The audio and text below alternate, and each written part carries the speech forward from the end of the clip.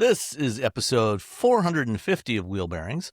I am Sam Abuel-Samad from Telemetry. I am Roberto Baldo from SAE International and the SAE Automotive Engineering Podcast. I don't know how I forgot that was a thing, but that's where we are right now on a Sunday morning. And I am not Nicole Wakelin, as you may have noticed, although I'm representing New England here. I'm John Voelcker from upstate New York. And yeah, I think even if people were listening on audio, I think they would have figured out just from your voice that you're not quite Nicole. We were going to send him a wig, but it didn't make it in time because he lives so far away. Yeah, Nicole is hanging out in New Orleans with Acura for a couple of days at the Jazz Fest. I saw this morning she posted a picture of some beignets just covered in powdered sugar. And she also posted a picture of an Acura MDX because you're on an automaker trip. I was looking around for my trumpet, but it's in my band space right now. I'd play us some jazz. bad, horrible jazz. Not the jazz is horrible. My jazz is horrible. Okay. Well, as the only child in my school to have been asked to leave 5th and 6th grade choir for not only not being able to sing, but doing it loudly and happily. Y'all are the music side. They just bring you up to like, hey, John, come here. You know what? We love the excitement. We love the attitude, enthusiasm. The enthusiasm. I'm older. This was you're disturbing the rest of the choir. How would you like some more study hall time? Yeah. Yeah, that's how I was asked to leave the Rocket Club in high school. It was the 80s. They're like, hey, you just leave. No one was nice to children until about the mid 90s. That's where and then arguably we may have been a little too nice to them, but that's a story for another. All right, let's get started with this. Robbie, what have you been driving? So I went to the Hyundai Meta plant. I had not been there. I missed the first couple trips out there because conflicts, blah, blah, blah. And so, it's great. Went around, saw the Meta plant. It's like a larger version of the plant I saw in Singapore, which is really interesting because, it's different from your typical line. Currently, they only have one shift. Cool. They're hiring for a second shift right now. Awesome. They're going to make a lot of cars there. Cool. Really, the most exciting thing was that they gave me a Hyundai Ioniq V XRT, and they made an autocross, like a dirt track, and they just let us go at it. So that's what I did. So that's what I drove. I drove a Hyundai Ioniq V XRT. What's fun is that it's fun. The road was really rutted. Like the track was super rutted by the time I got there. And when you're driving any sort of vehicle, especially something that feels lower than it is, you're always kind of wincing, like waiting for the bumper to sort of dive into something. Nope. Because, they shaved up the bumper, the approach, the departure, those angles have been increased. It's been raised. I didn't have any issues like scraping or anything. And if you turn off the traction control, you put it in sand, and you put it in sport, you can drift it until the cows come home. So that's my, if someone on Blue Sky was like, oh, I just bought an XRT. If that person is listening, that's how you drift your vehicle. Find a nice dirt road. Hopefully no one else is around, and you turn off your traction. Mostly you just turn off your traction control. We use the sand because it was in the corners. It was pretty deep sand. And so you kind of had to you don't want to overcook it, but you could. And I had a great time. Is inside it's a Hyundai, it's a Ioniq 5, which I have in my driveway.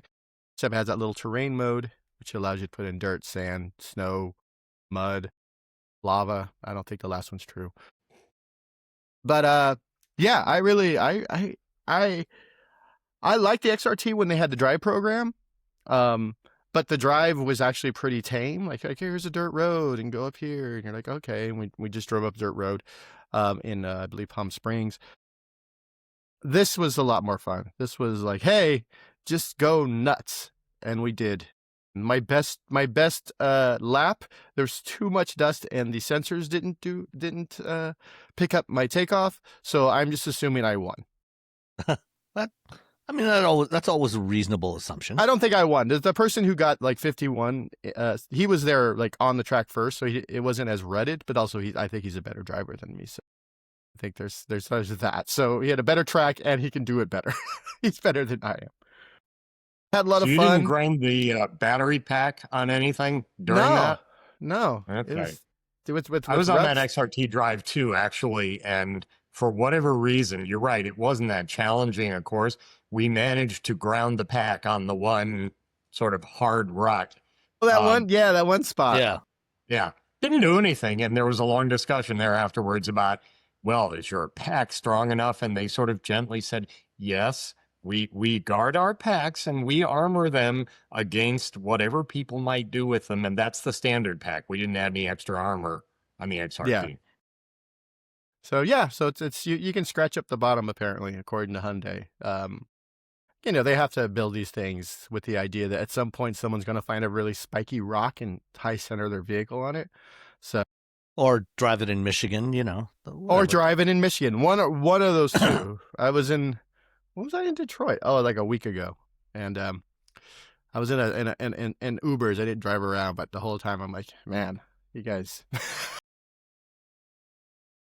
So yeah, no, it was a very, it was just a track run, but it's a reminder that I like that XRT.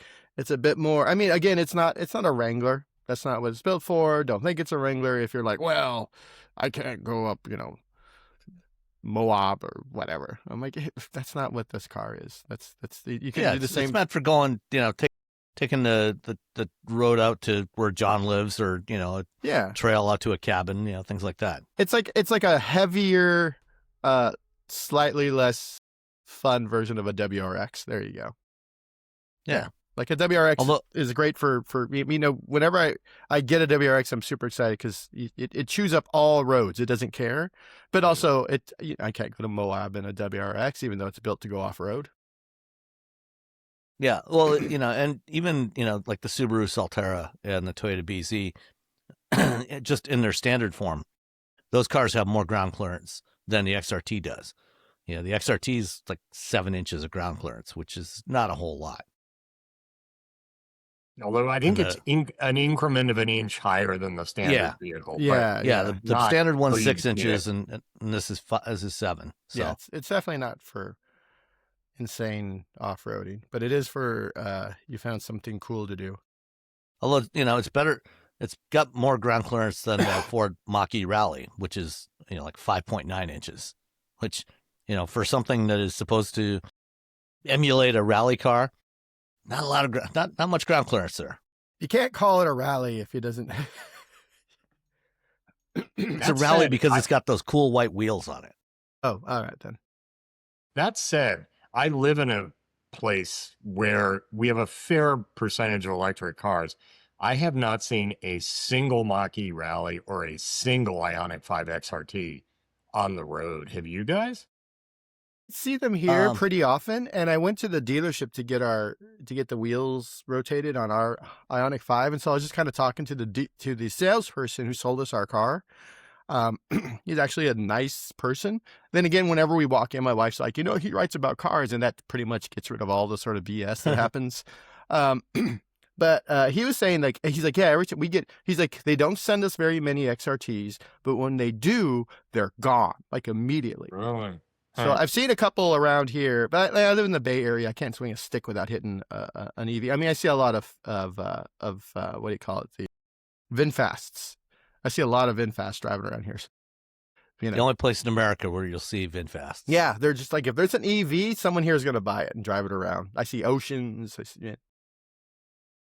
Although very much to my shock, I presented at an EV conference last month, and VinFast had the second largest display on the floor, along with Kia. It didn't seem to be terribly populated, but I was surprised to see it still out there. I think they had the potential to be like the Hyundai in the 80s with the Elantra. Or no, I'm sorry, the Excel, where it comes out, they first get here, and it's like, it's not great. Like the Excel wasn't a great car. It was really they go cheap. through a couple generations. Yeah, you go through a couple generations. I think if they stick with it and they have the money to do so, and they iterate, and every car is better than the one before. There's the potential for them to do semi well, and but it's always, first impressions are really tough to get over. I think the Hyundai really was able to succeed because the Yugo was so incredibly bad, and it was around the same time. Like, everyone's like, yeah, it's not great, but it's not the Yugo. So you get the. I mean, even for Hyundai, it took a good 20 plus years for people to really start taking them seriously. And the main thing that kept them going through that time is after the first couple of years, when their quality, everybody thought their quality was so awful, and frankly, it was not great. They started introducing insane, like 10-year powertrain warranties, and 5-6 year bumper to bumper warranties, and that was and the cars were among the most affordable on the market. And so, people figured, okay, well, it's cheap, and I can get a really good warranty on it. I'll take a flyer on it. But even with that, it wasn't until like the late 2000s, early 2010s that people really started to take them more seriously. I still had people who, even 5 years ago, who were very much like, well, I mean, I know you like these Hyundais, but I'm not going to buy one because, blah, blah, blah, quality issues. So, yeah, it's I'm stuck with always them for a long surprised at the time. Sorry, I'm just clearing my throat. lag. I'm always surprised at the difference between perception and reality, because we drive so many new cars. We have sort of an up-to-date 2026 picture of what a brand is like, what the cars are actually like. Around here, at least, Hyundai has sort of emerged as the budget alternative to Toyota and Honda, probably somewhere above Nissan.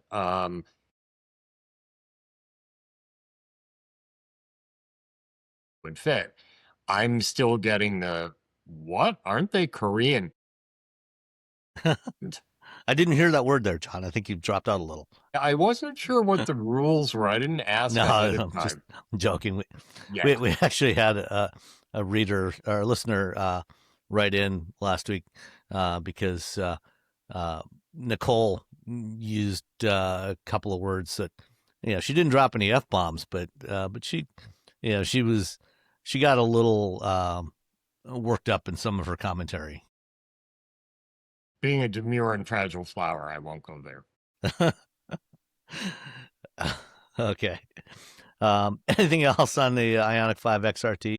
No, yeah, the ground clearance is 7 inches. There you go. I looked it up real quick in case anyone's interested. Yeah, there you go. XRT. It's a lot more expensive than the other Ioniq 5s. But if you live on a dirt road and you want to drift, there you go. There you go. You could probably do it actually in the SEL, to be honest.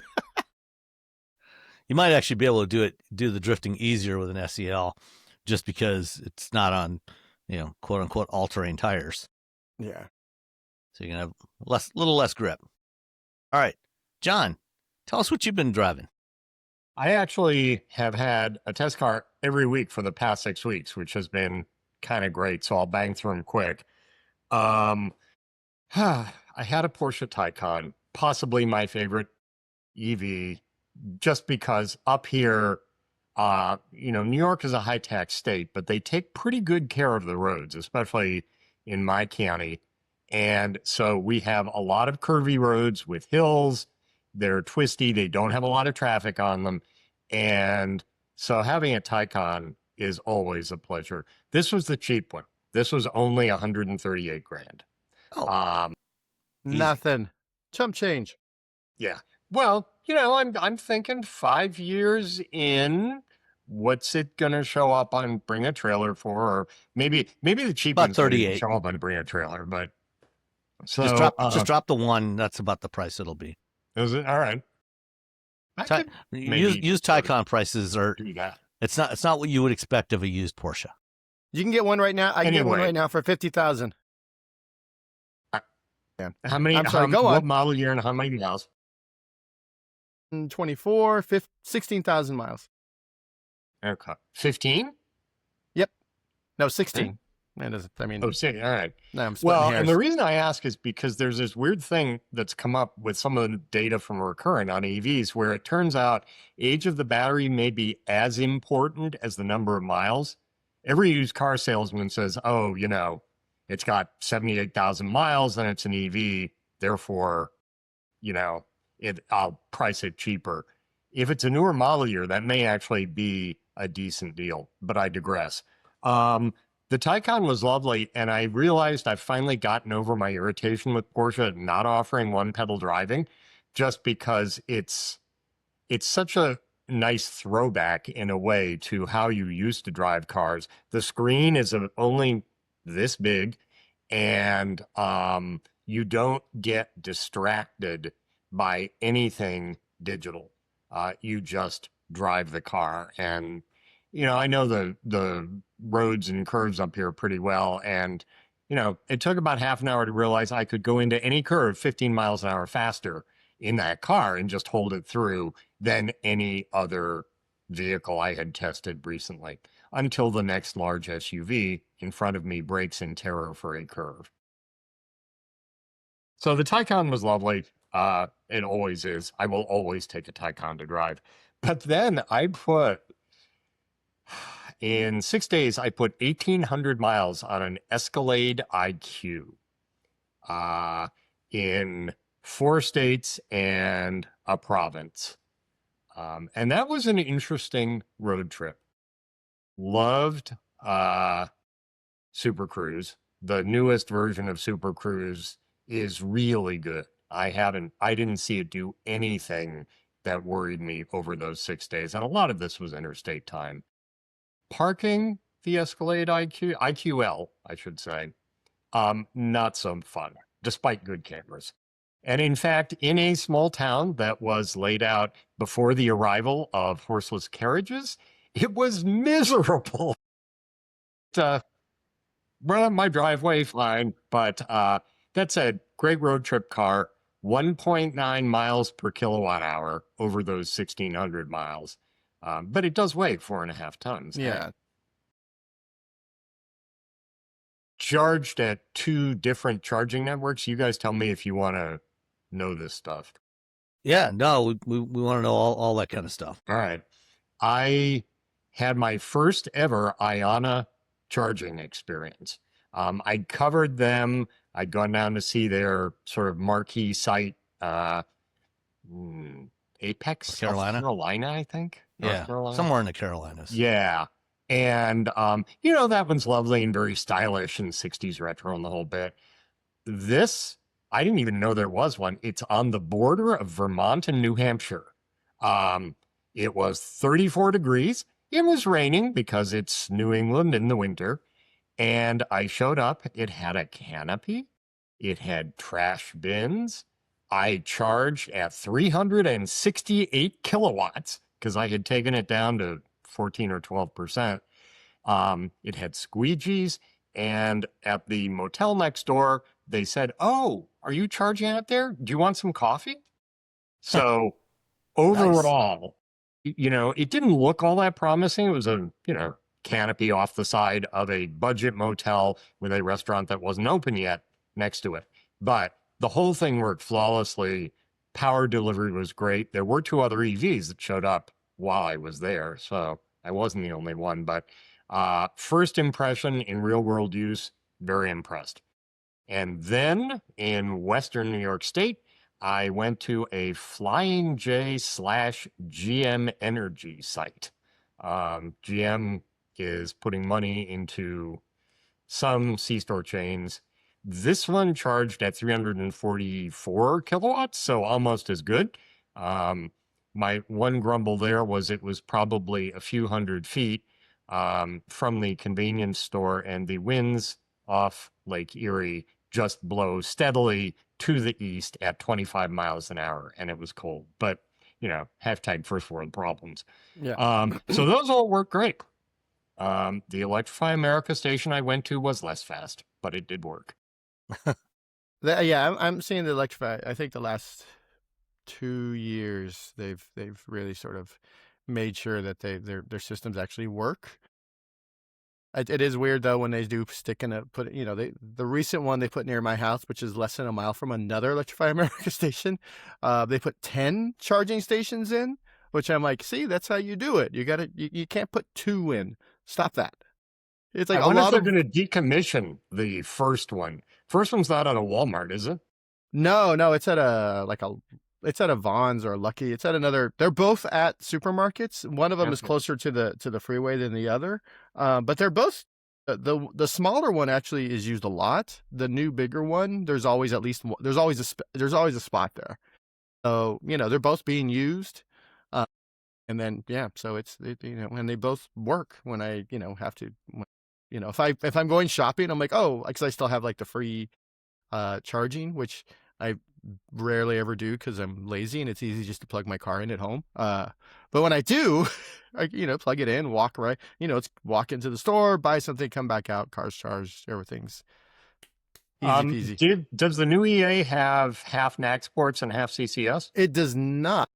I was hoping this was going to be a Naxport location because they had talked about it, but as far as I know, did they even have a Naxport location yet? Electrify the America. Ioniq was half and half. I think EA has started to retrofit some stations. I think there's a handful that they've done, but not very many. Orlando, Florida, and Waterford, Connecticut. It looks like that's their NACS pilot stations, which seems, it's been a minute, but most it's fine. Everyone has adapters, which I never got, which I found out like a month ago that I never got an email, or maybe I did, but I never got an email to get my free adapter from Hyundai. So now I'm like, boo. Well, 2 adapters. For Hyundai, you need one for AC and one for DC. Right. And trying to explain this to the public at large, they get adapter. The idea that you need different adapters for different use cases is a challenge. Yeah. But what else did I have? So the Escalade IQ was great, albeit massively, incredibly, horribly energy inefficient, but not a bad way to travel a long distance in crappy weather on interstates. Well, we will have an Escalade IQ as part of our fleet for Operation Frodo in June when we're transporting rescue dogs. Yep. And so I'm going to be driving that one from Detroit to Omaha, so actually there's no Ioniq stations in Michigan yet. There's several in Ohio, and there's actually one in Gary, Indiana. So I may make a stop there to check that one out on the way. Yeah, definitely recommend it. But the big size will be handy for putting multiple dog crates in there. Yeah. Although I didn't. Well, maybe it's not a Cadillac thing. I didn't see the old Subaru style ad. Look, our load bay is wide enough where you can put 2 standard medium-sized dog cages side by side. But unlike Subarus, it doesn't come standard with a golden retriever. Right? Yeah, I just didn't we got our BRZ. There was just a dog in there. Even the BRZ. I mean, the dog was vaping, but he's in there. Well, according to the Alternative Fuels Data Center site, there are currently 4 Electrify America stations with NACS ports. One in Connecticut, one in Maryland, another one near Pittsburgh, and then one in Florida. Oh, Pittsburgh. All right. Well, next time I have to go out to the office, I'll see if I can cruise over to the southeast of Pittsburgh. To be honest, I don't think I've been to I've been to the Pittsburgh area like 4 times for work. I've never actually been in Pittsburgh. Because I never have time. I'm just there to work, do a bunch of things, and the office isn't actually in Pittsburgh. It's in Warrendale. Yeah. Maybe it's near. I don't know anything about Pittsburgh, to be honest. All right, John, what else you got? What else? And then I did 2,700 miles in a Maverick hybrid all-wheel drive. And this was a deliberate long-term test. I had to pick up a 50-year-old axle from way, way, way south of the Mason-Dixon line for a 70-year-old car, as one does. And Practically new for you. We'll get to that part of it at the end. And the trip got interrupted by the Northeast's very largest snowstorm. But I had the truck and I wanted to test it out as a long-term vehicle. I was a fan of the Maverick when it launched. I am still a fan of the Maverick because in the update, they paired the hybrid not just with all-wheel drive, but with 4,000 pounds of towing capacity. No, it won't tow your 28-foot boat, but it will tow anything on a small trailer. I didn't actually have to tow. The axle fit nicely in the bed diagonally. But anyway, I did that whole trip in truly crappy weather and got almost 30 miles a gallon, the bulk of it on the interstate, which was a little lower than I'd hoped. But again, it was fairly heavy duty cycle and it was cold and snowy and side winds and all the rest. But I still love the Maverick. The door handles still irritate me, but otherwise, in my world, home run, especially with the hybrid that has all-wheel drive, because I cannot own a car that does not have all-wheel drive if I want to get up my driveway in the winter. So that was that. Then the latest two, I had a week with the new Jeep Cherokee, which I was very interested in. Have either of you guys driven it?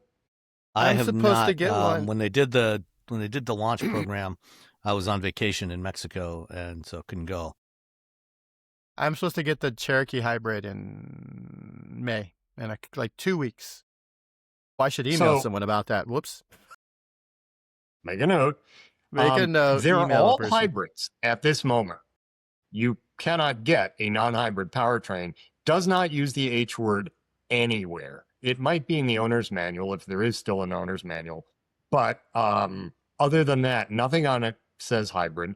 And even the gauges aren't incredibly clear that you're sort of regenning. I haven't flipped through every single option for gauges yet. And so, it's a perfectly good large compact or small midsize 2-row crossover. My main problem was I just don't understand what makes this a Jeep. It could be, take away the 7-slot grille. It could be anything.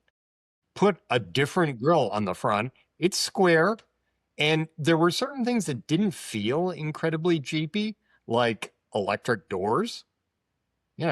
Maybe if you're in a Grand Wagoneer, but, for a, 40-ish thousand crossover, do you need a little button that electrically releases the door, and then on the outside a sunken handle where you put your thing in and push the rubber mat and the door releases? That just didn't feel very Jeepy. It also feels like just a waste of money, to be honest. Like, mechanical doors been working for, over 100 years. Why are we doing this with electric doors? Let's please stop. China has thoughts on that. Exactly. And then there's a whole region where they're like, yeah, don't do that. Yeah. And there were a few odd cost cutting. It didn't feel cheap. The interior was good enough. I had the all black, which I'm never a fan of, but it was fine. As far as I could ascertain, I should have looked it up on the interwebs. It has, it has a powered tailgate. I couldn't find the button to put the tailgate back down. You could do it from the fob, but usually on Stellantis vehicles, maybe it's in it's inside the pillar. It's usually on the left-hand side of the cargo. I looked space. I looked inside, unless it was hidden or it looked like something else. Now I'm perfectly willing to admit to being an idiot here. It was also raining. Do you sense a theme for spring in the Northeast? But so I wasn't crawling around. But it just, that was a little bit of a puzzlement. And there was one other thing which I'm now forgetting. But it should sell well. It looks somewhat Jeepish if you take the Grand Wagoneer as their most recent styling statement, because it's very upright. It has fewer rounded curves. It's a little bit more knife edge in some of its aspects. Nice and upright, so people will say, yes, SUV. Mine was $45,000, give or take. And the engine is a 1.6 liter turbo with this 2-motor hybrid system, which worked fine. And unless I hammered it, the engine coming on was fairly sedate. But What kind of fuel economy did you get out of it? Say again? What kind of fuel economy did you get? 34. So, not yeah. quite REV4 hybrid levels, but it has legit all-wheel drive as opposed to the Toyota practice of a small e-motor on the rear axle. So, I don't know. I think they'll sell a ton, and quality seemed good. They come from Mexico, so of course it's tariff time for now. I'm curious whether people will perceive it as a Jeep or whether they're buying a brand name for what is essentially a very conventional compact crossover, and that's the size of it. I mean, considering how few Cherokees or Grand Wagoneers or whatever actually go off-road.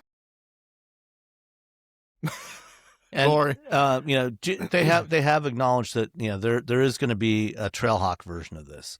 So, it'll be lifted up. It'll have, some sort of low range mechanism like they had on the last generation Cherokee and so on. And, it'll have some more capable, some more serious off-road credentials than this one. This is the one for most people.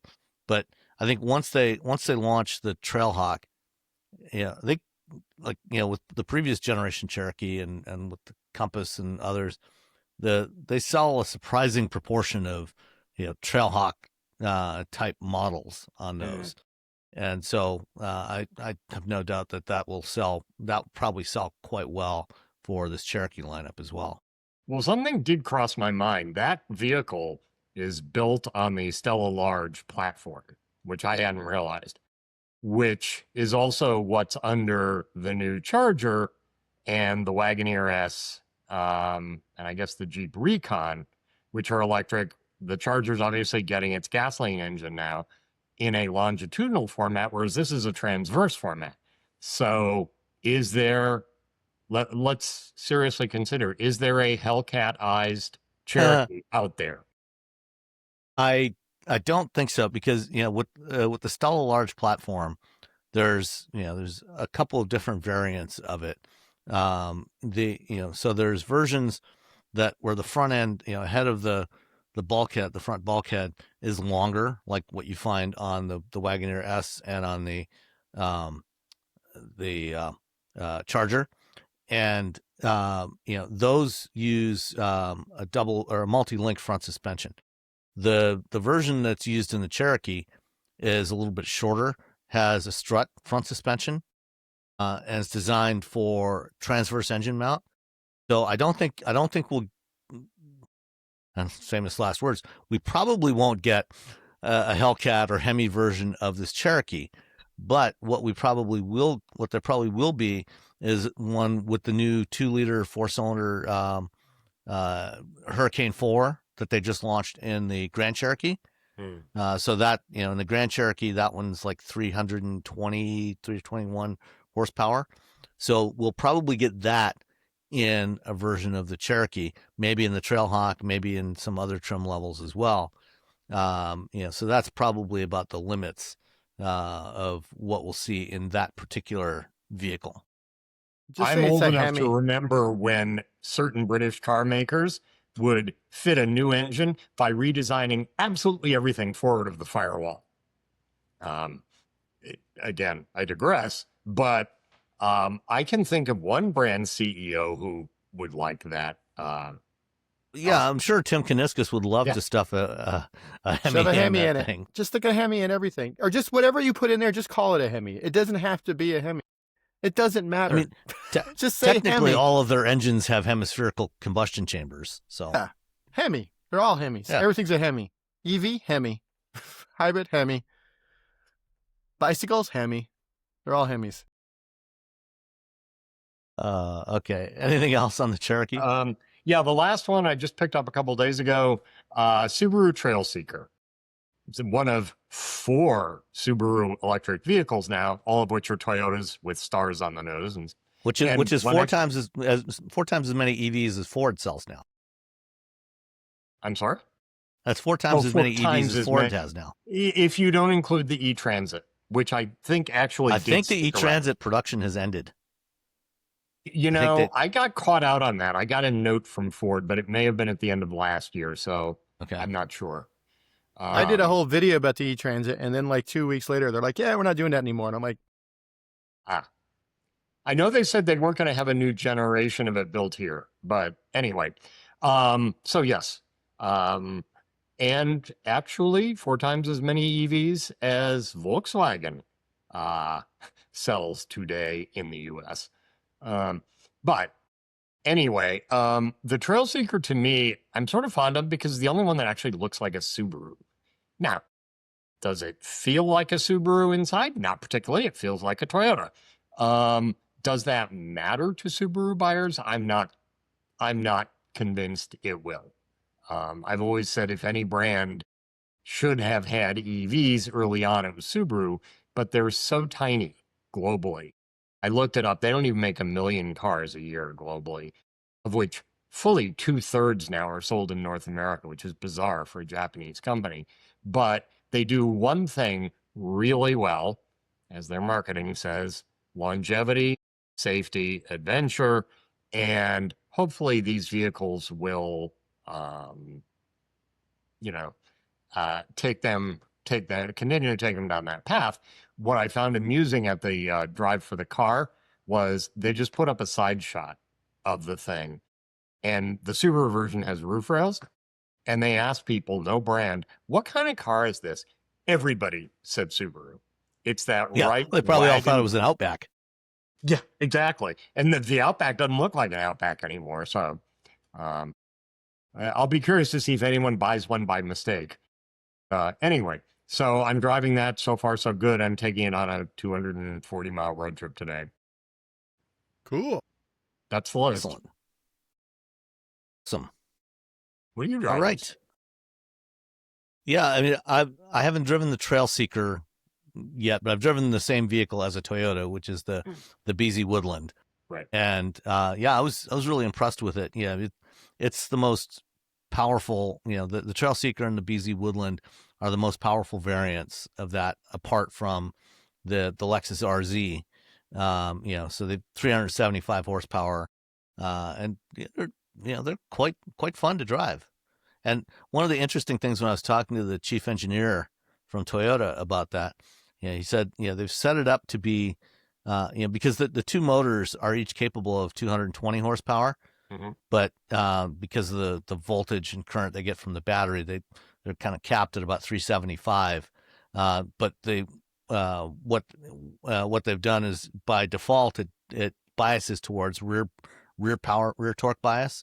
So the rear motor is putting out the full 220, and then the front motor is putting out 150-ish horsepower. But it could shift between 70-30 in either direction, depending on the traction, what you need, what's available. And it was quite fun to drive that vehicle, and it's got a surprising amount of room inside. Good cargo space. And it's roughly the same size as the old Outback. And like you said, it certainly looks more like an Outback than the new Outback does. And the new Outback is actually the same size, except being 4 inches taller. Yeah, it's on that same platform, same wheelbase, etc. But the proportions of it now, the boxy absolutely. proportions, make it somehow looks much larger. It looks weird. The Outback is great until you look at it. It's fine. You know what? No one's bought a Subaru because it looks good. That's true. Like no one, except maybe the old SVX. Yeah, but no one. But nobody bought those, so yeah. So yeah, I mean, I had a Bug-Eye predecessor. So yeah. I had a 2004 Bug-Eye, which was like a weird looking car. I love that car. Oh yeah. The one thing I will say about the Trailseeker / BZ Woodland is that Toyota hasn't quite caught on to a lot of the EV stuff. The regen is the weakest in any 2-motor car I've ever driven. it just doesn't have. So you learn to drive for it, but you lift off and let it regen much earlier before the stoplight. One thing. The other thing is nothing latches through power cycles. So I have to tell it to give me strong regen with the left paddle every single time I turn the car on and off. And worse, I like hill hold because I live in a place with hills. That doesn't even latch if you change gears. If you reverse and then go back into drive, It turns your off hold is hill. gone, All right, that's weird. which is just bizarre. Yeah, But perhaps over time, If we all complain enough, maybe they'll change their philosophy, at least on the regen. dude, Yeah, it worked with Hyundai. yeah, The new Yeah. Ioniq 5 finally latches. yeah. But like you I know. tell, like, you know, some automakers, listen, Hyundai is one of them. I'm sure there's others. Yeah, well, Toyota's philosophy when they launched the BZ4X, and that also obviously got applied to the Subaru variants, was they wanted the experience for their customers to be as much like driving one of their hybrids or gas vehicles, and had staying away from strong regen, certainly no one pedal mode, even that you could select, it's not even selectable, and I don't think that people really liked that very much, and they haven't changed their philosophy on the regen yet. Maybe if we keep whining about it, they will eventually, but certainly they've said that in Japan, I guess supposedly regulations in Japan don't allow for one pedal drive, and Nissan has said the same thing when they launched the new Leaf. They said no, Japan not allowed to do one pedal mode. So but that's this cool, is the U.S. market, and it's all software controlled. So you could do one pedal in the U.S. and not allow it in Japan. It's not like a whole lot of cars are going back and forth between those two markets. There's a concept called additiveness. Yeah. I will say I drove a BZ earlier this year, and it is improved in a lot of subtle ways over the original BZ4X, which I really felt was borderline contemptuous for anyone who had EV experience. It was an angry teenager who's been forced to clean their room, and they're like, "Fine, I'll do it, but I'm not going to do a good job."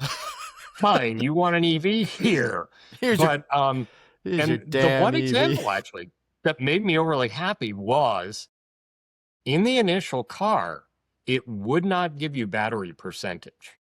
It only gave you miles remaining. And I asked about that.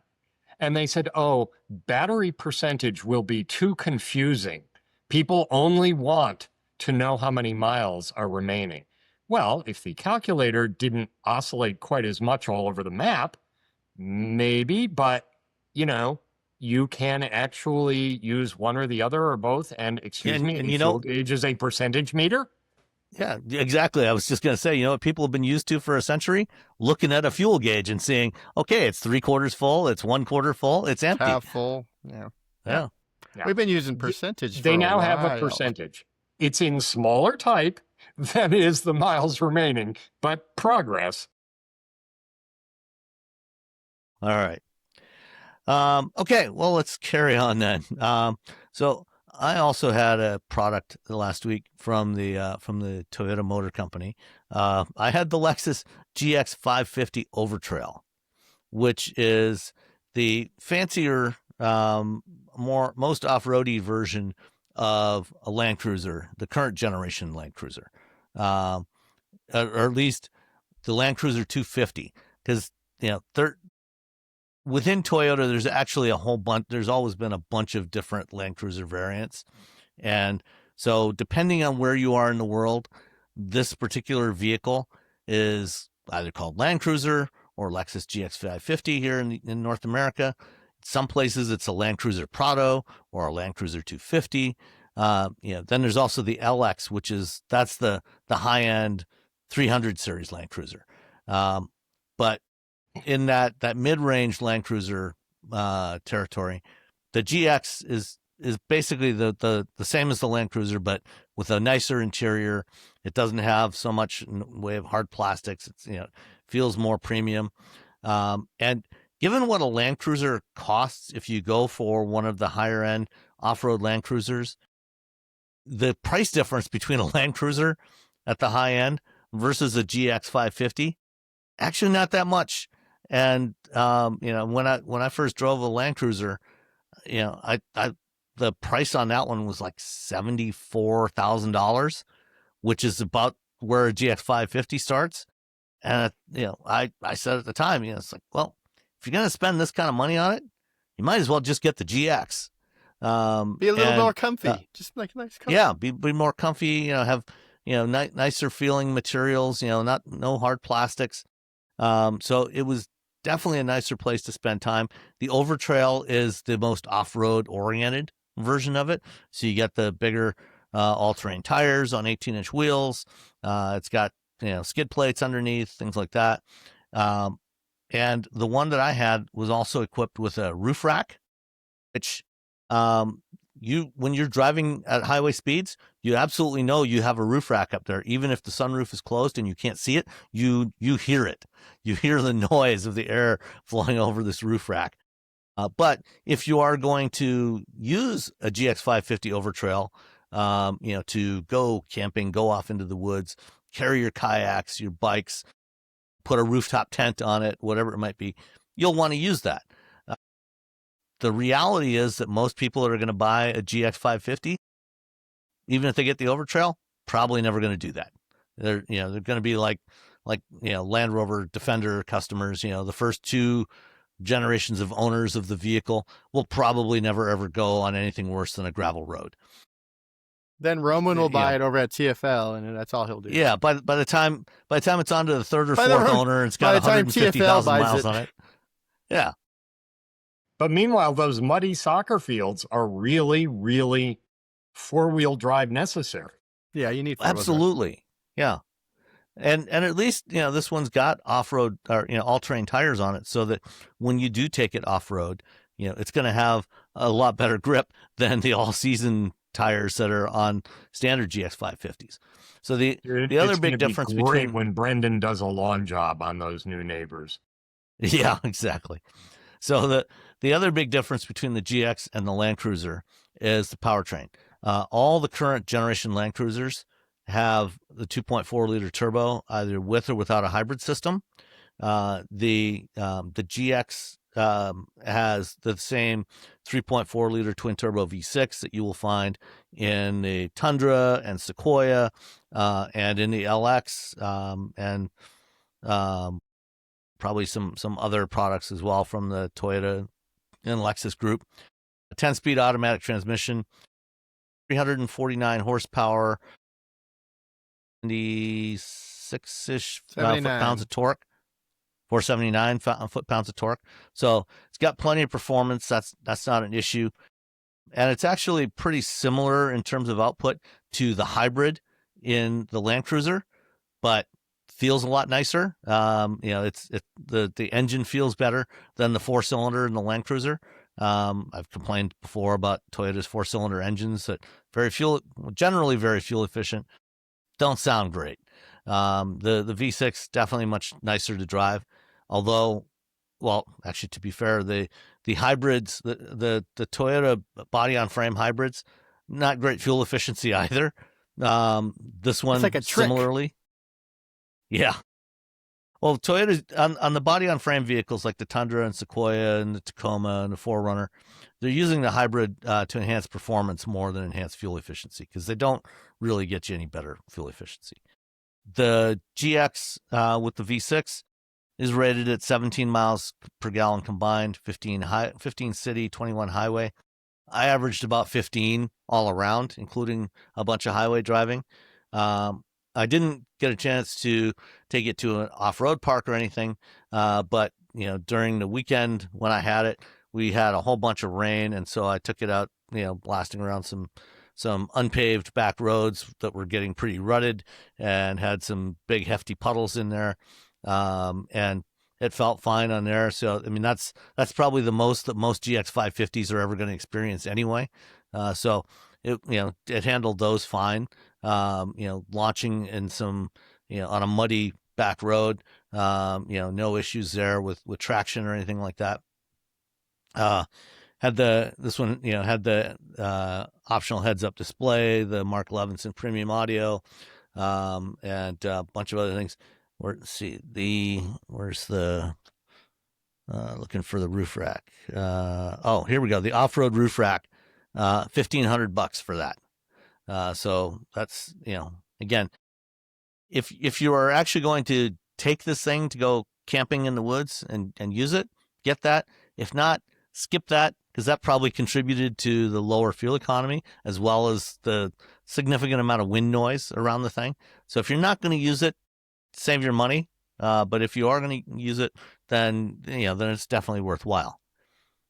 So base price on the GX550 Overtrail is $79,345, which, as I said, compared to the Land Cruiser, was only a few $1,000s more. And I think it's worth it, for this vehicle, to go with the GX instead. All in, the one that I had, bottom line was $86,365. You guys want to take guesses on what the destination charge was on this? Ooh, $24.95. How much? $24.95. I'm gonna say 18.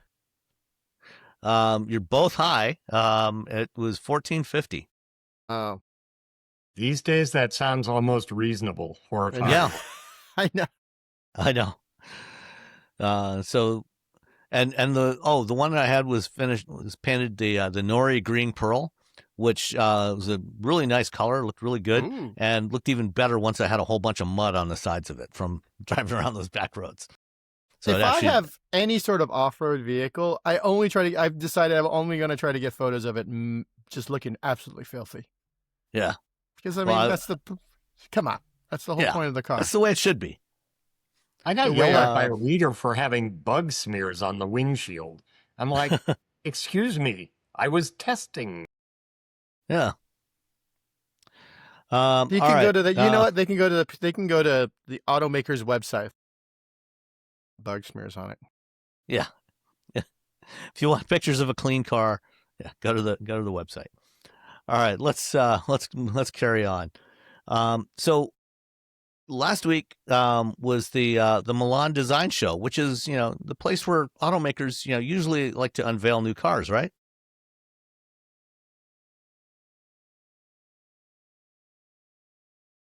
Okay. Yeah. I said yes, but I think there's a Chrome issue with Chrome, because Chrome has to be updated every 13 minutes. And right now it's like, hey, you should be updated. I'm like, oh gosh.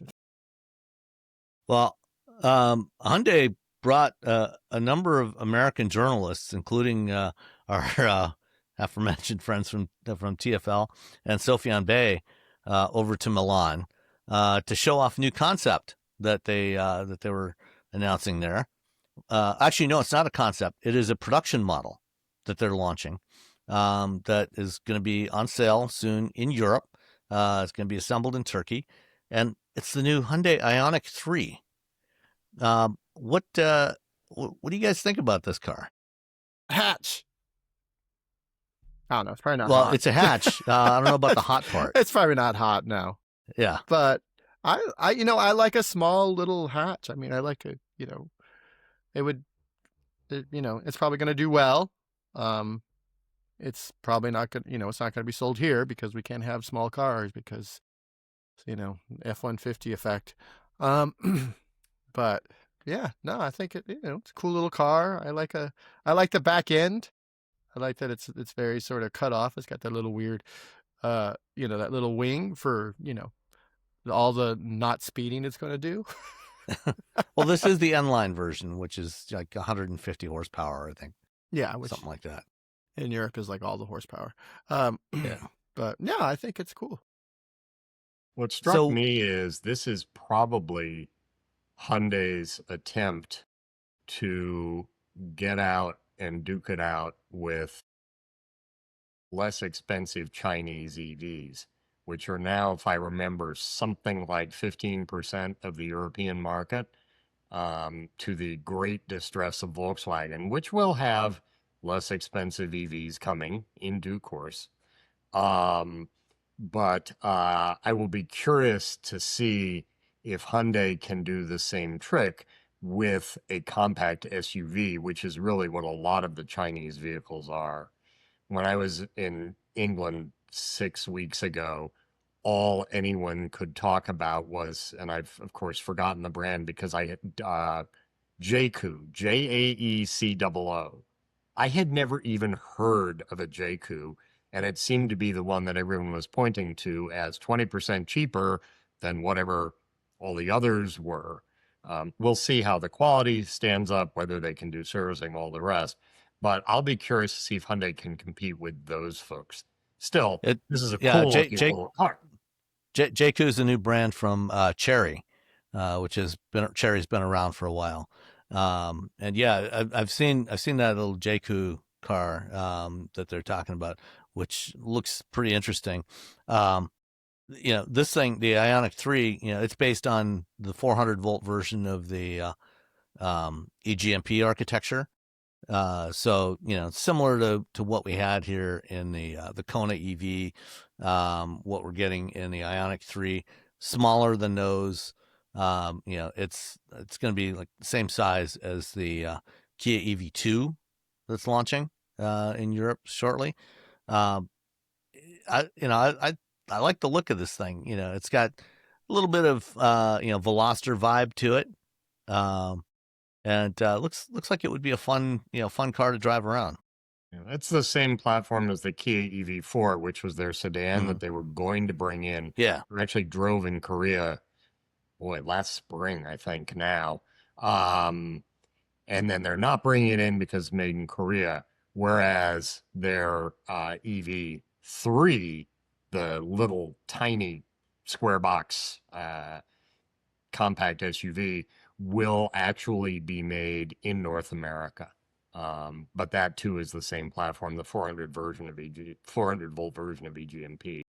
I'm not sure the Kona and those are on that platform. I'd have to go back and check. It's technically not the platform, but they are using the same 400 volt components. Okay. So battery, motors, power electronics. Because it's EV first, but it's still like a modular type platform. So it's a little different from the EGMP. Yeah.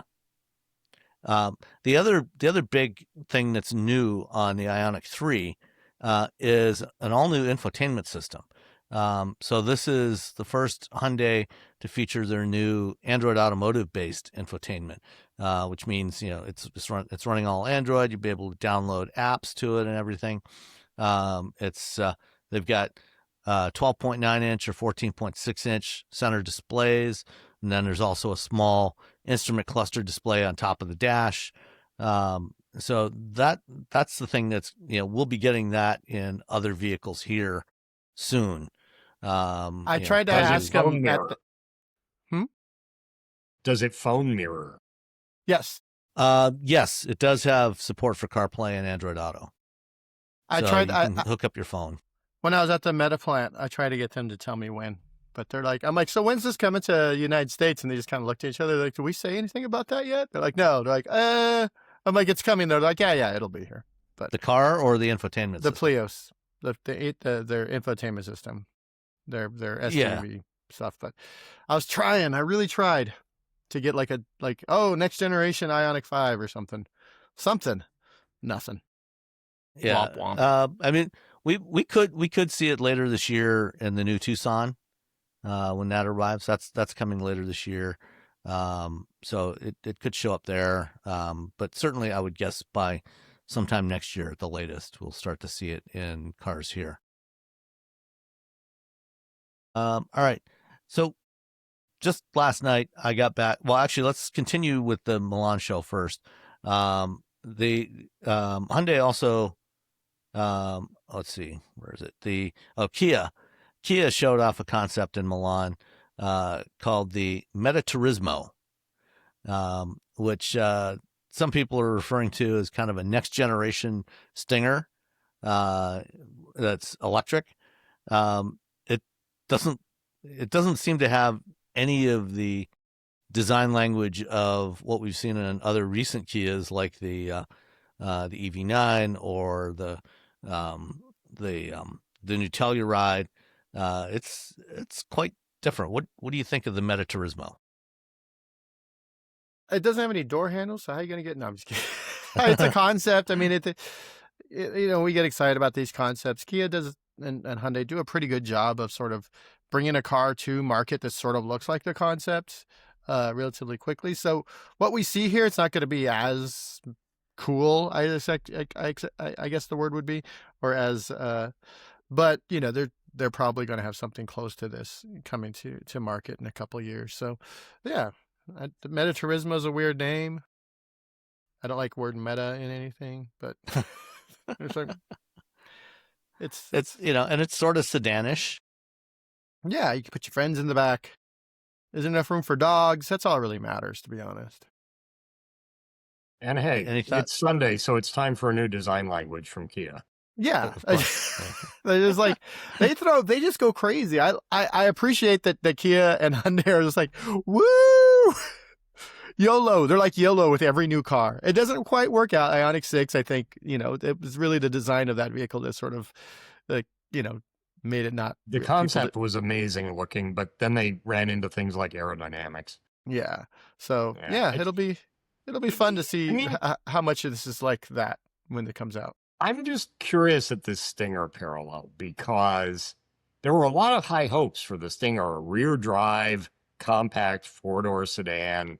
Actually, was it a hatchback, I think? Yes, it was. Yeah. Everyone loved the Stinger. No one bought the Stinger. You're right. Well, in part because it needed a couple more years of suspension development to be a really, sort of the less expensive vehicle to match it up with stuff that's more expensive. And I'm not convinced the dealers knew what to do with it or how to sell it. Is there a niche in the US for something like that? For a sedan? Yeah. Or GM seems to think so. I mean, there's a niche for like you have to, so like the BRZ GR86, like that sort of, there is a niche. It's young enthusiasts who still want to drive transmissions. So that's it's a small, but those people will continue to buy that car again. And I see they're all over the place here in the Bay Area. I have a BRZ. I'm that guy. Maybe you're a commie. Yeah, that's true. But I don't know if the four-door is something that people are. I don't know. Are you pulling people away from like a 3 Series for this, or like what do you is that market so tied up with those folks that you're never going to pull? I think for Kia that may be what they're targeting is something like the 3 Series. And of course you got Genesis still in there too with the G70 for now. I see a lot of like Genesis G70s that like young guys have bought and like totally tricked out. They've lowered it. They've done all the things. They really like the design of that vehicle. So it's got, but again, it's such a small market. Like the enthusiast market is it gets smaller every year, I think, to be honest. So is the G70 the new Q35? No. Yes. It's like the Q. It's yeah. G35 was it? What did they call it before the Q? G35. Yeah. G35. Yeah, I remember. G35 was huge, but yeah, the Genesis isn't that big. It's just you just hit this like this weird little spot in the hearts of these enthusiasts.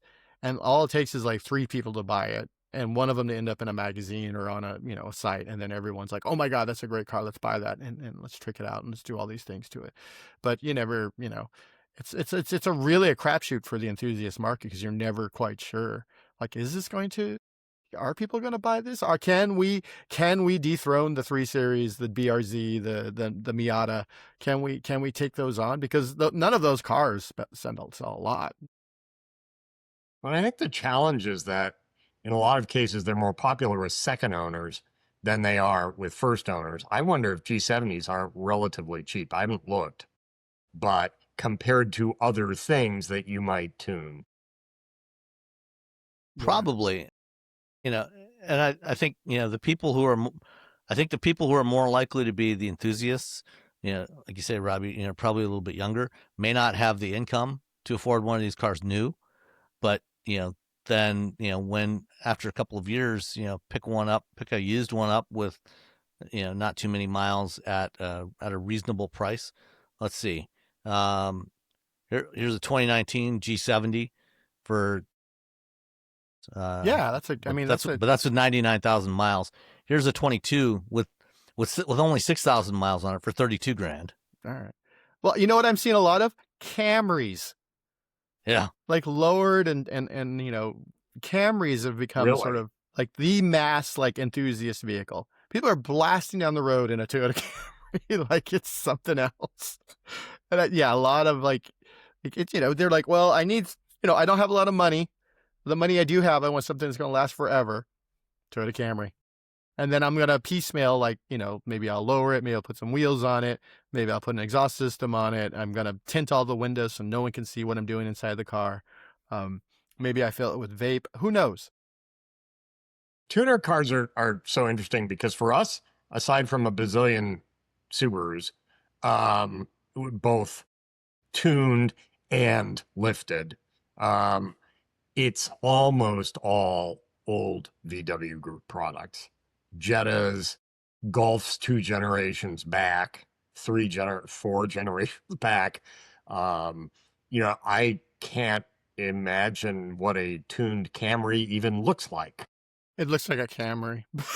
But lower. Lower, yeah. And with the wheels at very strange camber angles. Yeah, like the camber's horrible. And I think I've said this before. Nothing breaks my heart more than a WRX or an STI that's been lowered, because that's definitely what that car should not be doing. Buy a BRZ. I have a BRZ, buy one. I see them all the time. They're all lower, camber's all out of whack. That's fine. Don't do that to an STI or a WRX. Come on. Stop. They're rally cars. Yeah. They're supposed to be sitting higher, not lower. You're hurting them. You're hurting me. For a while when I was younger. And that's the one thing that nobody should be doing is hurting Robbie. Yeah, don't hurt me. Don't hurt Robbie. Mini trucks for a long time, like in the 80s, I was like, why are you doing that? It's a truck. But now I'm like, it's fine. You got a mini truck, you want to lower the hell out of it? You want scraping absolutely everything? Go crazy. More mini trucks.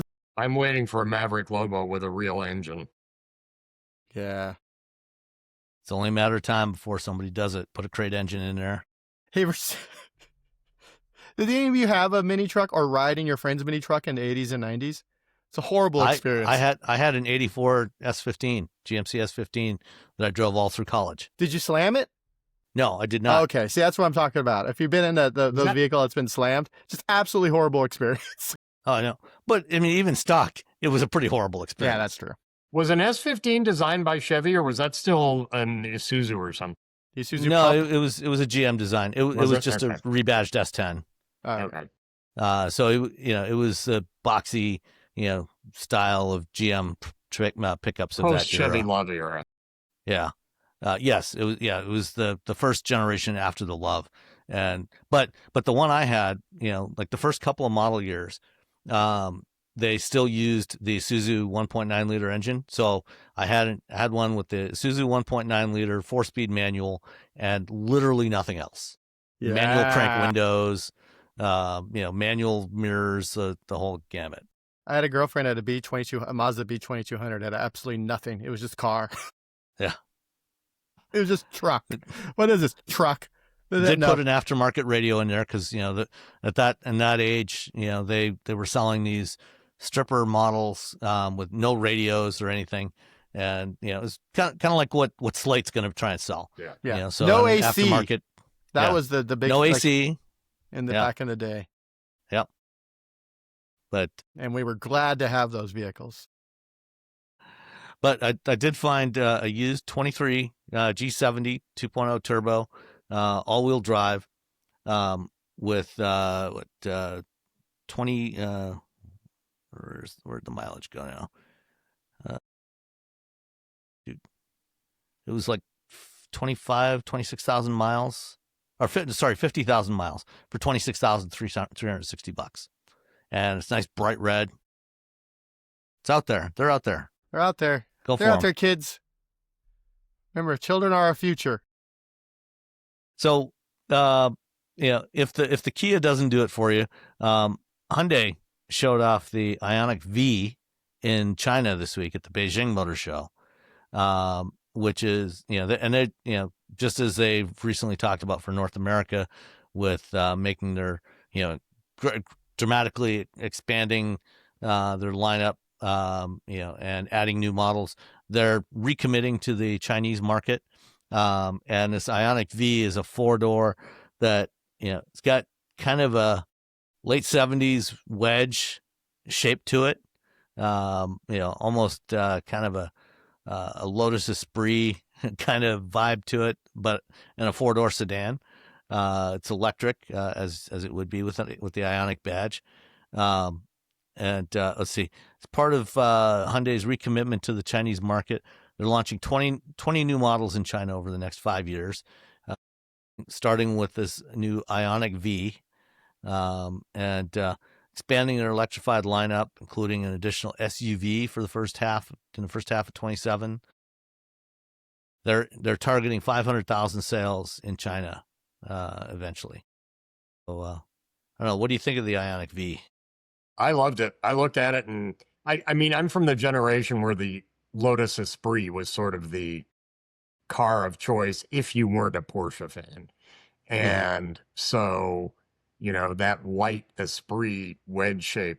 But I looked at the Ioniq 5 or V, and I immediately saw current gen Prius, which has the most raked windscreen of any vehicle Toyota sells, if I recall. Yeah. Yeah, no, you're right. Looking at it now, it does have a bit of the Prius vibe to it as well, the current gen Prius. And I should say, I love the lines of the current gen Prius as opposed to the previous generation. About just that nobody's buying them. Really? Oh, that's sad. The Prius is not doing well. Oh, well, it's everything else is hybrid. It's not in North America. But the Prius, they always knew that. I mean, they said we're going to bring in 20,000 the first year and 30,000 the year after. Why do you need to buy a Prius if you can get a Corolla hybrid that's built in the U.S., no less, that produces within 10% of the gas mileage, and you don't get all of the legacy Prius hate? Because I have a relation who still says Toyota Pius, and that was a 21-year-old South Park episode. Yeah, it's... Well, sadly, we will probably never see the Ioniq V on American shores. I guess I got to go to China and drive some cars. Yeah. Seems like a long way. We need to arrange a wheel bearings road trip to China. Yep. We could just drive over through Alaska into Russia. I'm sure they'll be fine with it. They're like, we're the wheel bearings folks. Come on. We'll bring you a puppy. All right. So last night I got back from several days in Japan, and making Robbie jealous. And Toyota brought a small group of us over to visit Woven City, which is this weird hybrid mobility test course that they have built in the shadow of Mount Fuji. It's built on the site of the former Higashi Fuji assembly plant, which started off in the 1960s building the Sports 800, the Toyota Sports 800, which is this tiny little 2-seat 800cc sports car. And over the years, they built everything from Corollas, and by the end of its production run in 2020, it was building the Toyota Century. So they closed that plant in 2020 and consolidated that production elsewhere. And they announced this Woven City thing. So Woven by Toyota is this group within Toyota that's kind of responsible for all of the advanced technology development. So, it includes their assisted and automated driving stuff, their connected stuff, all their software development is being done within Woven. So that's their new Arene software platform and Arene software tools. So that's the stuff that we're first seeing in production in the new RAV4 with its new infotainment and new ADAS. That came from Marine. And so Woven City is this mix of proving ground, company town, inventor garage, inventor lab. So the inventor garage, of all the stuff from the old plant, they tore down everything else except for the building that was the stamping plant. And that is now the inventor garage, which is a lot like what we have here in Detroit with New Lab, where you bring in various startups and partners, and you've got collaborative workspaces and labs for small-scale manufacturing and testing and development, and co-working spaces. And so it opened, all of the Woven City stuff, the first phase opened in October of last year. They had 20 teams within the garage, the inventor garage, working on various things, and they announced 4 more this week, including Joby, the maker, or the hopeful maker of eVTOL aircraft, and a company that does commercial karaoke systems. Cool. And so they're doing something with AI and karaoke and generating automatic playlists for your karaoke. Is that a thing we need? Was that where we needed AI and karaoke? It's an easy sell. Hey, you want to sing a song badly in front of all your friends while you're drunk? Do we need AI to get inserted into that? It's going to be in the dashboard of your next Chinese vehicle. There you go. But I don't think I need AI. It probably already is. Yeah. And then there's the what they call the inventors field, which is the testing area, and then the residential area. So this is what's really different from a lot of these other kind of places, is there's people working there, but also people living there. And the ultimate goal is to have about 2,000 people there. So far, there's about 100 people in 55 households, including, Toyota employees and spouses and children, but they're going to be opening it up to people from outside of Toyota as well. They're testing out a variety of stuff, like their e-pallet mobility shuttles and their personal mobility vehicles, their Swake leaning 3-wheel scooters. Those are actually pretty cool looking. But one of the things that they announced that that Woven has developed is this Woven Vision AI model. So they built their own foundation model, and they've got a vision language model that's running on that. So unlike a large language model that's focused on text, this is focused on processing visual data and doing stuff with it. And so when you walk around Woven City, one thing you notice fairly quickly is there's cameras everywhere. And some of this, they're using it for a variety of different things. Part of it is they want to do collaborative perception. So as vehicles are driving around this town, obviously the sensors on the vehicles are limited to line of sight, just like human drivers are. But the cameras, can pick up if there's somebody walking out from behind a building or behind a parked car. They can, it'll detect that and send messages to the cars in the area to provide alerts, and let you know, hey, there's a hazard here. That's all good. But they're also doing some other stuff, like there's not just people living in here, but there's going to be there's some businesses in there. One of them is a UCC coffee shop. UCC is a Japanese coffee company that has a chain of coffee shops, but they were also the ones that invented canned coffee back in the 1960s. And so in this coffee shop, when you go in, there's cameras in the ceiling that are using this vision language model to look at what people are doing, what kind of drinks they're buying, and then how they're responding to these drinks. Kind of a market research thing, which is all kind of creepy, very creepy. And it's for your own good, It will go so much better for you and your lovely family. We know where they live, by the way. Yes, right over there. They all live right here. And it's the thing that I wrote in the article that I put together, is I'm willing up to a point to give Toyota some credit, that, a lot of this, they're trying to do it to make mobility safer.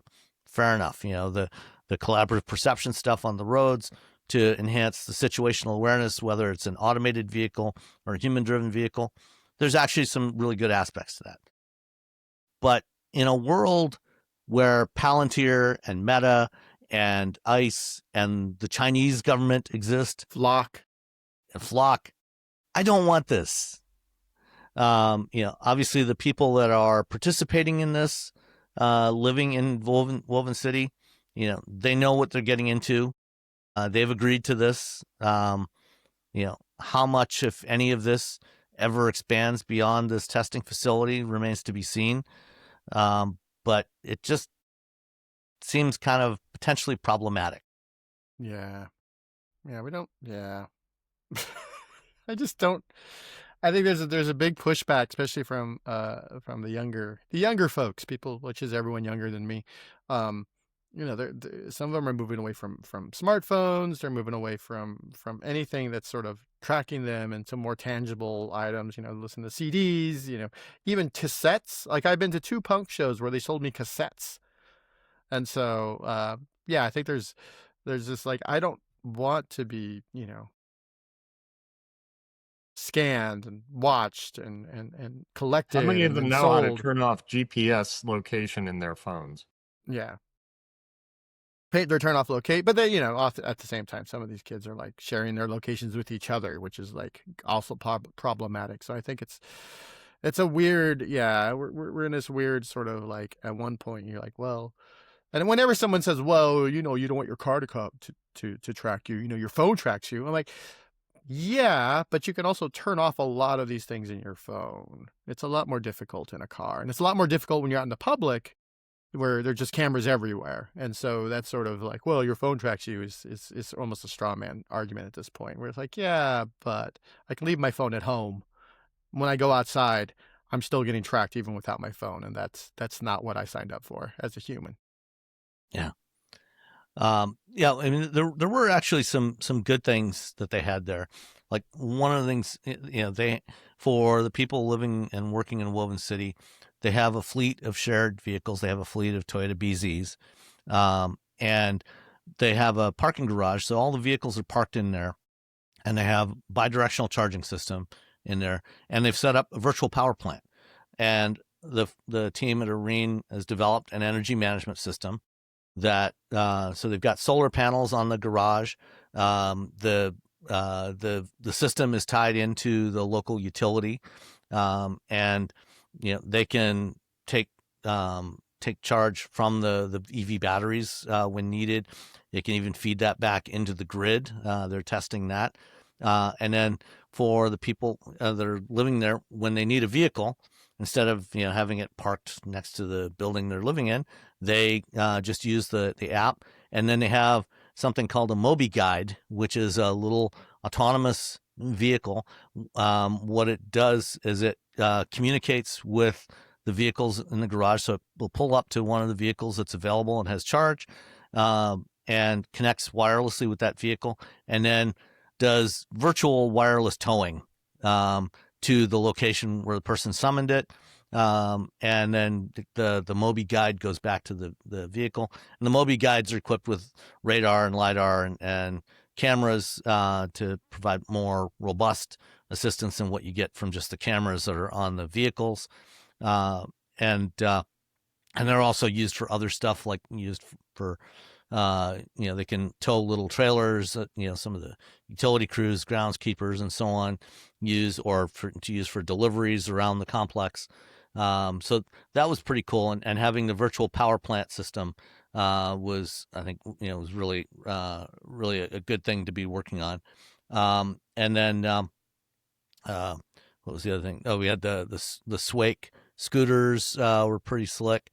And they're also, I'm trying to remember now what there was a bunch of interesting things, but also some very dubious things, like I said. So we'll see how that all plays out. Like I said, they want to get to 2,000 residents in Woven City over the next couple of years, and it's going to be interesting to watch how much of that stuff ever gets anywhere. See if they ever actually have any Joby aircraft flying out of there, taking people somewhere. Yeah, that'd be interesting. I'm really interested in their grid management, because I know in Japan, after Fukushima is sort of been decommissioned, there was a lot. They put a lot into nuclear power. That was like, this is the magic thing that's going to keep us. We're Japan. We won't need outside influence for our power. And then Fukushima happened, and then that was a whole, like, whoops. So it'll be interesting. And I think that's some of the reticence in Japan for EVs is like, well, we don't, our grid's already been strained because, this nuclear power plant is now offline. So it'll be interesting how, I think people don't think that EVs can also balance the grid. EVs can feed back into the grid. You combine them with renewables, solar, wind, geothermal or whatever. And when those things aren't like producing power, now you have a giant, array of batteries everywhere that can also feed back into the grid in order to balance everything. So, and the advantage there is that Japan has a known small number of electric utilities, as opposed to the 3,800 in this country. That all have distinct, unique systems to try and interoperate with. Yeah. For that big reason, I've always believed that vehicle to home in the U.S. makes a huge amount of sense.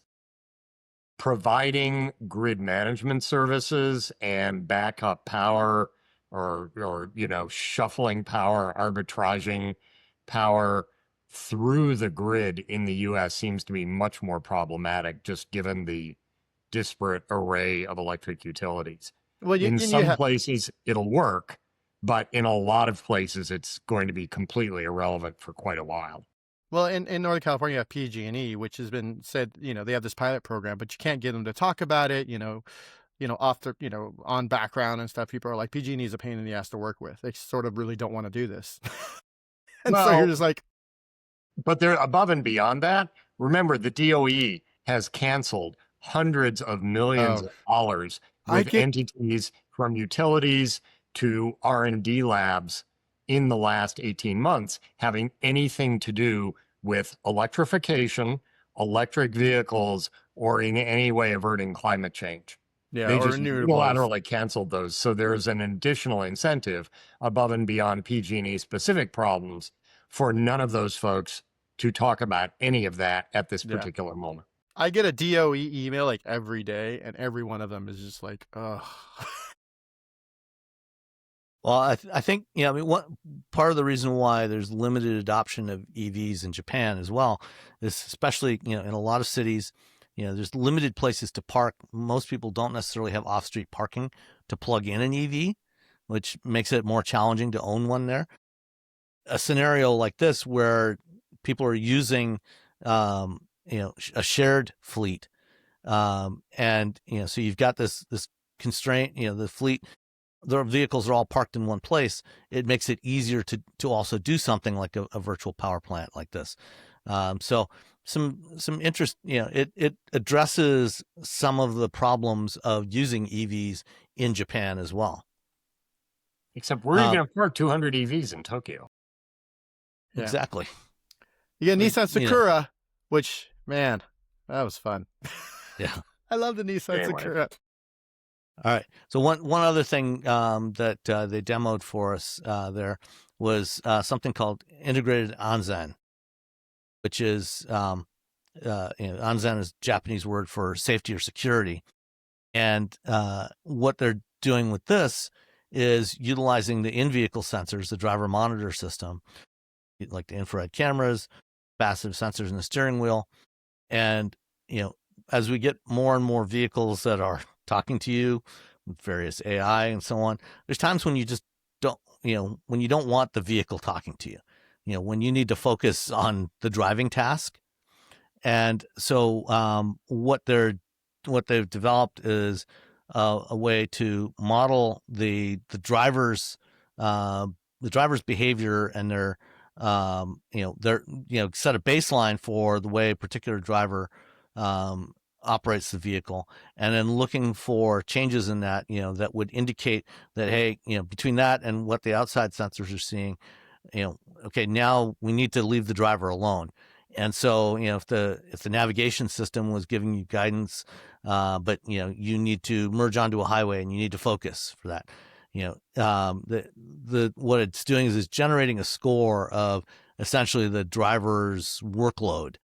And once it gets above a certain threshold, the system it pauses and backs off and leaves you alone to focus on the driving task, which is an interesting idea. How well they can actually make it work, we'll see. But who knows? But they were showing us that one with a driving simulator, and had the driver going through a number of scenarios, and you could see the score going up and down in different scenarios. And as it goes up, the car stops talking and it switches modes to let the driver focus. There was a beep in my Kona Electric. We had that car for 3 years. Never figured out what it was for. It was like a random alert. I got always trying to look around, like, what is this for? What is it? Is there a car in my blind spot? What's happening? Never figured it out. You don't live in a cold enough climate, but when that happens here, half the time it's an ice alert potential sensor. Oh, yeah. Temperature's coming down. And it's like a little once it gets below like 38, 39 by degrees. The passenger's knee. Yeah, we don't. Yeah, it wasn't that. Just ran. Right. I don't know what it was for. Just the car just saying, "Hey, you're doing a good job." Yeah. Given that this Subaru Trailseeker, apparently, I have to dive into the settings, but the settings for a lot of the safety systems seem to be on or off. They don't seem to be gradated. I was driving around a constant radius, fairly shallow turn at 28 miles an hour, and I turned to look at an old car in the driveway of one of my neighbors, and the car squawked at me that I had taken my eyes off the road. There are limits, folks. Yeah. That's for my own good. So let's carry on. So Rivian this week officially started production of the R2. And about the same time, GM, it was reported that GM has paused development of their next generation large electric trucks and SUVs. What do you think, John? I think I put this in an article in January. There's actually a tag in the notes, but electric pickup trucks have largely failed so far. And it is notable to me that Rivian is not making an R2T, or at least not yet, a pickup version. They're just doing the SUV, which makes sense because they said as much as 5 years ago, look, they launched the R1T and showed the R1S, but they built the R1T first, in part because then it was the only battery electric pickup truck on the market. Ford hadn't come out yet, GM hadn't come out yet, etc. But they now sell twice as many SUVs as pickup trucks in the R1 line. Might be more now. And it's about 75% SUVs. Is it? Okay. Yeah, last time I checked, it was 2 for 1. So yeah, everybody knows and uses and accepts SUVs. There are a lot of people who will drive an SUV who won't drive a pickup truck. So I'm not surprised about GM doing this. I will be curious to see if there is a new range of trucks. They have a battery plant in construction now for what they call LMR cells, lithium manganese rich cells, which are supposed to be almost as cost efficient as lithium iron phosphate, LFP, but have energy storage and performance closer to those of the high energy cells that we use today.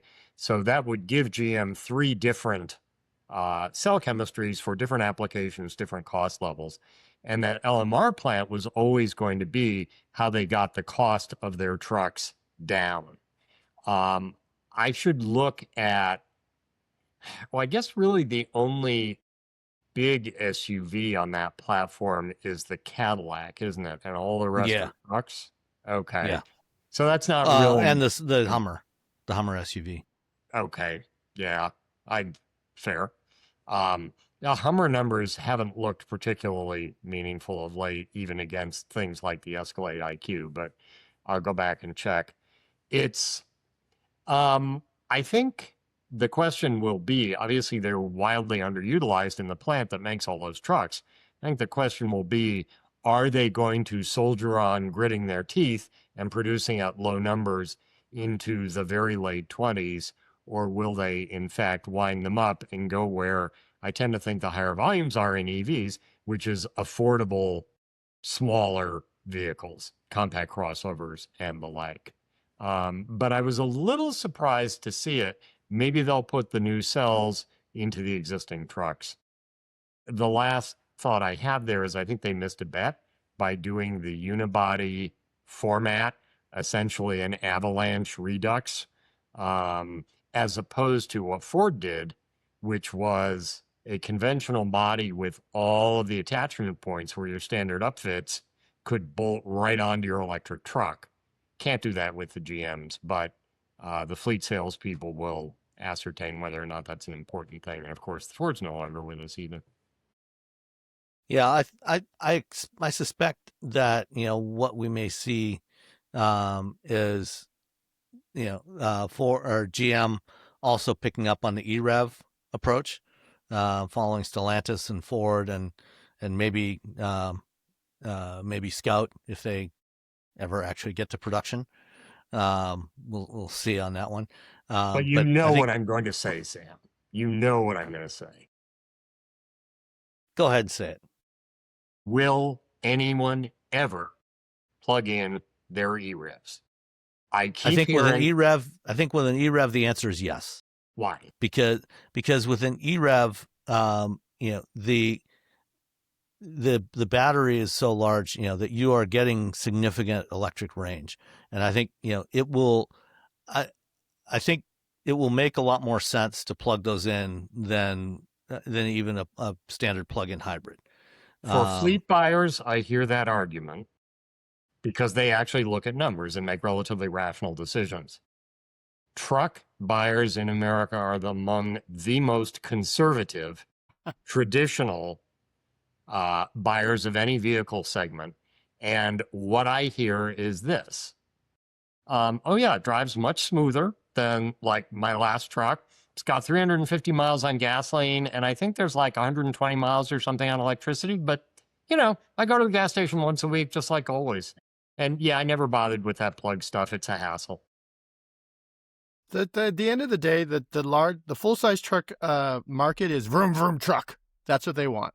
They want a big, loud, gas-powered truck. The F-150 Lightning was a good truck for like it's the perfect truck for 80% of F-150 owners, in my mind, but people don't want that. They want to be, like you said, the conservative. Weirdly, EVs have been politicized for reasons that are beyond me at this point. Lobbyists, but beyond that, yeah. So they vroom vroom truck. That's what they want. They don't want. Well, I mean, that even explains, Ram, bringing back the Hemi. The Hemi is a worse engine than the Hurricane, the 6-cylinder Hurricane, and those trucks. And yeah, it's slower, uses more gas. The only thing it does is make better noise. That's it. Vroom vroom truck. I'm telling you, that's all. That's the entire large full-size truck market. All but, I see a lot of Silverados. I see a lot of Rivians. I don't see as many like F-150 Lightnings, but I see them in fleets.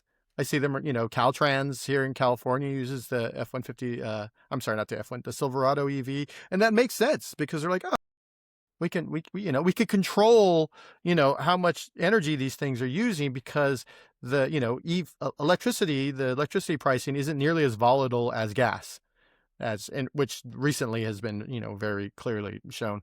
And so, and most of these people are driving maybe 100 miles a day if they're, maybe most of the time they're just going somewhere. They're parking the truck, and now the truck has a giant battery in the back that they can power, random tools from. So again, for fleets, absolutely. I get it. Rational decisions. Retail buyers, as I keep saying, auto dealers have sent many generations of children to expensive universities based on irrational behavior by retail vehicle buyers. And I would like to believe, Sam, that you are right. But when large automakers who sell plug-in hybrids start to release the data on the plugging in behavior of their user bases, which thus far they have not done, either because they haven't collected it, looking at you, Stellantis, Although or because what? they have the data. I have no doubt they have the data. They probably don't on the first generation of Pacificas and 4xEs, the older Uconnect system, because they didn't think it was important. You know, they got the compliance credits regardless of whether anyone ever plugged them in. And the fact, of course, that they canceled all of them 3 weeks after the current administration eliminated all penalties for emitting anything at all, kind of says it all to me. Toyota has the data, and they refuse to release it because, as they said, we're worried it might be misinterpreted. Case closed. Now, 100 miles on EV, some people will plug them in. Will they do a majority or even half of their miles on grid energy? Count me as skeptical until the data shows otherwise. What if fuel prices stay, $4, $5, $6 a gallon? I mean, these are people who are spending over $1,000 a month on a truck payment, in addition to paying whatever they're paying for the big wheels. This is a lifestyle. This is the id. This is everything. Their personality. Paying more money for gas. That's a badge of honor. And the data seems to show that people react more to the velocity of the change in gas prices than they do the absolute level. If we look back to 2008 and 2009, there was this wonderful period because prices spiked insanely. I forget which months it was. There was this period where for 4 months, the sales mix in the US in 2008 or 9 met the 2015 It was 2008 because right after the meltdown, all the demand went in the tank. Gas actually in 2009, fuel prices actually fell because of lack of demand. Yeah. But for those 4 months, we met the 2015 emission standards. And then even before everything fell off a cliff for several months, if I remember, it kind of normalized and people started buying what they were always going to buy anyway because they got used to gas prices. We're at $4 a gallon now. If it went to $8 and stayed there, maybe. But I think $4 will be normalized. Okay. Fair enough. Let's see. Let's talk a little bit about Stellantis before we wrap up. So, you put in something here about Stellantis focusing on 4 core brands globally. And Stellantis also made an announcement this week introducing Mopaw, which is, new products from their Mopaw parts division, focusing on animals, dogs and other critters that you might be carrying in your vehicle. So they're basically trying to go down the Subaru path and appeal to pet owners. But on the 4 brands, what do you think about that? Focusing on Jeep, Ram, Peugeot, and what was the 4th one? Fiat. Yeah. Yeah. So, to my right is a very large shelf of books about the auto industry. Remember books? But when I read that, there's a piece in that article, which I think Reuters broke. That's the link we have. That says essentially, we're not going to kill off any brands. We're going to make them smaller and regionalize them for the places they apply, which is to say Lancia hasn't meant anything outside Italy for 30 years anyway, so Lancia for Italy, fine. And there are various other brands. I'll be sad to see Citroen go if it does, or Citroen confined to whichever 6 countries in the EU and the UK it matters in.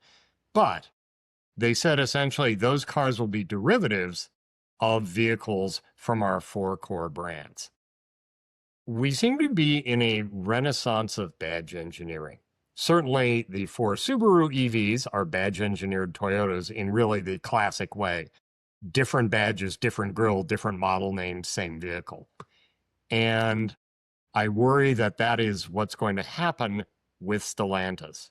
I get the thinking behind this, but the more I think about Stellantis and the more I look at their executive struggles and their products and their lineups, the more it brings to mind a really ugly facet of 50 years ago. Possibly the most grim, pressing book I have on the whole auto industry, and I have a lot of books, is called British Leyland, Chronicle of a Car Crash, 1968 to 1978, by a guy named Chris Cowens. He makes the point that when British Leyland was mashed together out of almost all of the volume makers in England, absent Ford and absent Chrysler and GM, but everything else that was native British mashed together, they had 40% market share, but they had 48 separate plants in the country making stuff. They had 190,000 workers, and they had a capacity of 1 million units, of which they used 40%. Does this sound like any modern day parallel? Because yeah, like Carlos Tavares mashing together 14 brands to create Stellantis, or pretty much the Chinese auto industry. Yeah. Well, the Chinese auto industry has subsidies at every level that I'm not sure make it really comparable here. But in the nominally capitalist world, I look at Stellantis and I just keep seeing British Leyland. They have the same problems. In England, it was regional. You know, we've got unemployed coal miners up here, so you need to build a car plant to teach a bunch of people who've never done anything except mine coal to build high precision engines. In this case, France wants its factories preserved. Italy wants its factories preserved. The US wants its factories preserved. Same thing, except regions in England's replaced with countries. Way, way, way too many brands. How many brands does Toyota have now? 3. Well, I guess if you count Century, it'll be 4, with Century kind of being broken out as a separate brand. Oh, but, yeah, they've got Daihatsu, and they got Toyota and Lexus. Yeah, nothing else. Toyota, yet. Lexus. They got GR for sports cars, and then they're adding Century they're breaking that out as a separate brand. And then Daihatsu, and then there's Hino for trucks. Okay, well, I would argue that Hino, probably or possibly Century, and certainly GR are small and or regionally specific, which is where, in fact, Stellantis says it wants to go. Stellantis has a lot of capacity. Under the previous CEO, they made some head-scratching product decisions, like killing the Cherokee 2.5 years before the replacement arrived, and so forth. And like a lot of other car makers, they got caught in the fact that the EV adoption rate has proceeded at massively different rates in different markets. China at 50%, EU at 20-25%, US at about 10%. And building products to map across all that is hard. But I want to see how Stellantis is going to clean up the US. You know, I'll leave the rest of it for someone else. You know, Chrysler makes a minivan. Dodge makes the Charger and two-door and four-door, I guess. They've already killed the Hornet, if I remember. Yeah. Does Dodge have anything else? The Durango. The Durango, right. Which is 15 years old now. Yeah, which I guess is going to continue for a while. It's selling better than it ever has. And don't they all which have was the case for the year? Challenger before they killed it. Yeah. But yeah, I mean, it's going to be interesting to see what they have to say next month when they have their investor day and they're going to lay out their strategic plan. Yeah, I mean, Stellantis is kind of a strange one, especially in North America, because they've got the 4 North American brands, and even though Chrysler and Dodge obviously have very limited lineups, the thing is none of those brands have standalone dealer networks. All their dealers sell all 4 brands. So in some ways it makes things easier to have, those individual, 1 or 2 or 3 models for a brand, and not do the badge engineering to the same degree. How they handle this in Europe, I think, is where it gets a little more interesting. Yeah, because Peugeot and Citroen and Fiat and Opel/Vauxhall are all competing mass market brands, different personalities in different markets, but having 4 effectively Toyota competitors, or, well, Volkswagen, of course, Volkswagen has Seat and Skoda as well. But yeah, the French combined, and Citroen was always sort of the weird offshoot of Peugeot. Okay, got that. And then there's DS, which was a weird offshoot of Citroen. Right. And then they got Opel in.